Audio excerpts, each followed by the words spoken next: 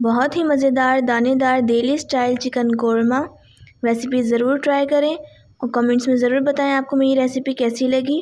تو چلیں بغیر کسی دیری کے ریسیپی سٹارٹ کرتے ہیں۔ بسم اللہ الرحمن الرحیم۔ السلام علیکم مائی یوٹیوب فیملی، امید کرتی ہوں سب ٹھیک ٹھاک ہوں گے۔ آج میں آپ کے لیے لائی ہوں بہت ہی مزیدار دانے دار چکن قورمے کی ریسیپی۔ تو چلیں بغیر کسی دیری کے ریسیپی سٹارٹ کرتے ہیں۔ آدھا کلو چکن میں نے 3 بڑی سائز کی پیاز لی ہیں، ان کو سلائس میں کٹ کر لیا ہے باریک، ایڈ کر دیں گے اور پیاز کو براؤن کریں گے۔ پیاز میں نے اس لیے زیادہ لی ہے کیونکہ قورمے میں زیادہ گریوی اچھی لگتی ہے۔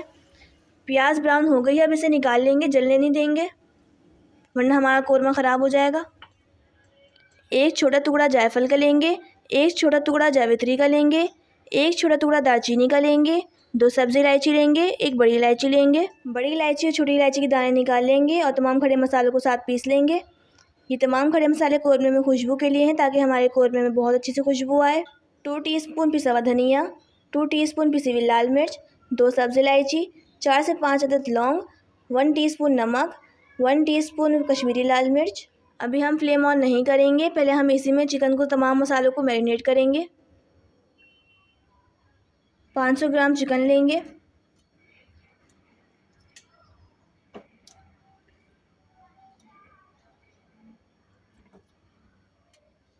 ٹو ٹی اسپون لہسن ادرک کا پیسٹ ڈالیں گے، تمام پسے ہوئے مسالے ایڈ کریں گے، 225 گرام دہی ایڈ کریں گے 1 کپ کے برابر، اچھی طرح مکس کریں گے، میرینیٹ کریں گے۔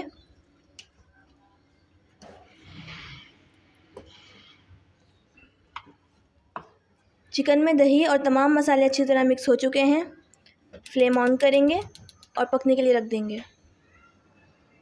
7 سے 8 منٹ ہو چکے ہیں چکن کو پکتے ہوئے، چکن 70% گل چکی ہے۔ اب چکن کو نکال لیں گے۔ دانے دار قورمے کا مسالہ تیار کریں گے۔ براؤن کی ہوئی پیاز کو ہاتھ سے کرش کر لیں گے، اس میں ایڈ کریں گے